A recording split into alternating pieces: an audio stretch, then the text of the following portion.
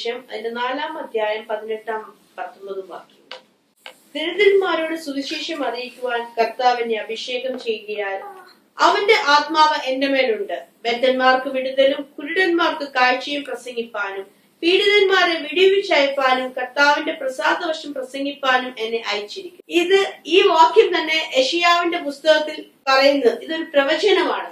അതായത് യേശുവിനെ കുറിച്ചൊരു പ്രവചനമാണ് ഇവിടെ പറഞ്ഞിരിക്കുന്നത്. ഇന്ന് യേശു ക്രിസ്തുവിൽ വിശ്വസിക്കുന്ന നമ്മുടെ ഓരോരുത്തരുടെ മേലും നമ്മൾ ഇത് ഏറ്റെടുത്തോണം. അതായത് ദരിദ്രന്മാരോട്, എന്നെയും നിങ്ങളെയും കർത്താവിന്റെ ഈ ഭൂമിയിൽ ആക്കിയിരിക്കുന്നത് ദരിദ്രന്മാരോട് സുവിശേഷം അറിയിക്കാനായിട്ട്. ദരിദ്രന്മാർ എന്ന് ഉദ്ദേശിക്കുന്നത് ഇവിടെ ഓർത്തോണം, സമ്പത്തിൽ ദരിദ്രരായവരല്ല, സുവിശേഷത്തിൽ അതായത് ആത്മാവിൽ ദരിദ്രരായവർ, യേശുവിനെ അറിയാത്തവർ. അവരോട് സുവിശേഷം പറയുവാനായി, അവരോട് യേശുവിനെ കുറിച്ച് പറയുവാനായി എന്നെയും നിങ്ങളെയും കർത്താവിന്റെ ഈ ഭൂമിയിൽ ആക്കിയിരിക്കുന്നത്. ഞാനും നിങ്ങളും യേശുവിനെ കുറിച്ച് അറിഞ്ഞോ? വാർത്ത നമ്മൾ കേട്ടോ? യേശുവിനെ കുറിച്ച് നമ്മൾ അറിഞ്ഞോ? നമ്മൾ യേശുവിനെ കുറിച്ച് മറ്റുള്ളവരോട് പറയണം. ദരിദ്രന്മാരുടെ സുവിശേഷം അറിയിപ്പാൻ കർത്താവിനെ അഭിഷേകം ചെയ്തിരിക്കുക. കർത്താവ് നമ്മളെ അഭിഷേകം ചെയ്ത് നമ്മളെ ഭൂമിയിൽ ആക്കിയിരിക്കുക യേശുവിനെ കുറിച്ച് പറയുവാൻ. കർത്താവിനെ അറിയാത്തവരോട് കർത്താവിനെ കുറിച്ച് പറയുവാൻ അവന്റെ ആത്മാവ് എന്റെ മേലുണ്ട്. ഞാൻ നിങ്ങളും തിരിച്ചറിയണം, ദൈവത്തിന്റെ ആത്മാവാ നമ്മളെ വഴി നടത്തുന്നത്, ദൈവത്തിന്റെ പരിശുദ്ധാത്മാവാ നമ്മളെ നടത്തുന്നത്. നമ്മുടെ ഒരു കഴിവ് വേണ്ട, നമ്മുടെ ഒരു യോഗ്യത ഇവിടെ വേണ്ട. ഹല്ലേലൂയ. ഞാനും നിങ്ങളും ഒരുക്കമാണോ യേശുവിനെ കുറിച്ച് പറയുവാൻ? അവന്റെ ആത്മാവ് നമ്മളെ വഴി നടത്തും. അവന്റെ ആത്മാവ് നമ്മളോട് കൂടെ ഉണ്ട്. അവൻ നമ്മുടെ നാവിലൂടെ സംസാരിക്കും. ഞാനും നിങ്ങളും തയ്യാറാണോ? ജീവിതത്തിൽ എത്ര വലിയ തിരക്കിലാണെങ്കിലും ഈ കർത്താവിന് വേണ്ടി സമയം മാറ്റിവെക്കണം. നമ്മുടെ ജീവിതത്തിൽ കർത്താവിന് ഒരു സ്ഥാനം കൊടുക്കണം. നമ്മുടെ ജീവിതത്തിൽ 1-ാം സ്ഥാനം ഈ കർത്താവിന് കൊടുക്കണം. അവന്റെ വചനം എന്താണോ നമ്മളോട് പറയുന്നത് അത് ഈ ഭൂമിയിൽ നമ്മൾ പ്രമാണിപ്പാൻ, ഈ വചനം നമ്മൾ അനുസരിപ്പാൻ നമ്മൾ ഓരോരുത്തരും നിർബന്ധിതരാ. അവന്റെ ആത്മാവ് എന്റെ മേലുണ്ട്.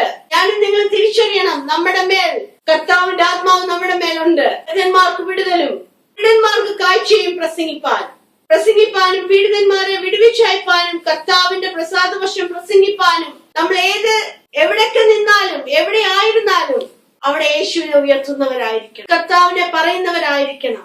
ഞാനിത് ഒരു രോഗിയെ വിസിറ്റ് ചെയ്യുന്നു, അവിടെ യേശുവിനെ പറയണം. അവർക്ക് വേണ്ടി പ്രാർത്ഥിക്കണം. അവർക്ക് വേണ്ടി പ്രാർത്ഥിക്കുമ്പോൾ ആ വിടുതലിനെ കണ്ടു വേണം പ്രാർത്ഥിക്കാൻ. കാരണം വിടുവിക്കുന്നത് കർത്താവാ. പ്രാർത്ഥിക്കുന്ന വ്യക്തിയുടെ ഒരു കഴിവല്ല. അവിടെ ദൈവത്തിന്റെ ആത്മാവ് പ്രവർത്തിക്കുമ്പോൾ അവിടെ വിടുതൽ സംഭവിച്ചിരിക്കും.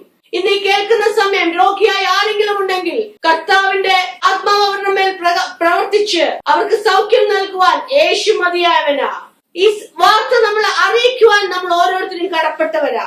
നമ്മുടെ ഉത്തരവാദിത്തമായി യേശുവിനെ കുറിച്ച് മറ്റുള്ളവരോട് പറയുവാൻ. ബദ്ധന്മാർക്ക് വിടുതലും കുരുടന്മാർക്ക് കാഴ്ചയും എന്നിവിടെ വ്യക്തമായിട്ട് പറയുമ്പോൾ രോഗത്തിന്റെ അവസ്ഥയിൽ അല്ലെങ്കിൽ ഏതെങ്കിലും ഒരു സാഹചര്യത്തിൽ കുടുങ്ങിയിരിക്കുന്ന വ്യക്തിയെ അതിൽ നിന്ന് വിടുവിക്കുവാൻ യേശു മതിയായവനാ. ആ വ്യക്തിയോട് യേശുവിനെ അറിയിക്കുവാൻ നമ്മളെ കർത്താവ് ഭൂമിയിലാക്കിയിരിക്കുക. ഞാനും നിങ്ങളും ഒരുക്കമാണോ? കർത്താവിന്റെ ആത്മാവാ നമ്മളെ വഴി നടത്തുന്നത്. നമ്മളോട് വലുത് ചെയ്തെടുക്കുവാൻ കർത്താവ് ആഗ്രഹിക്കുന്നു. എന്നെ നിങ്ങളെ കർത്താവാ തെരഞ്ഞെടുത്തത്.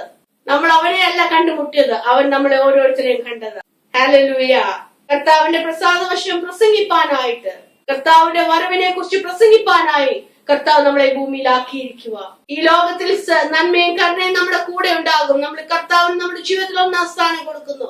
നമ്മുടെ ജീവിതത്തിൽ നമ്മുടെ ആവശ്യങ്ങളെ നടത്തി തരുവാൻ യേശു മതിയായവനാ. കർത്താവ് നമ്മളെ ഓരോരുത്തരെ സഹായിക്കട്ടെ. കർത്താവ് നമ്മളെ ഓരോരുത്തരെ അനുഗ്രഹിക്കുവാൻ മതിയായവനാ.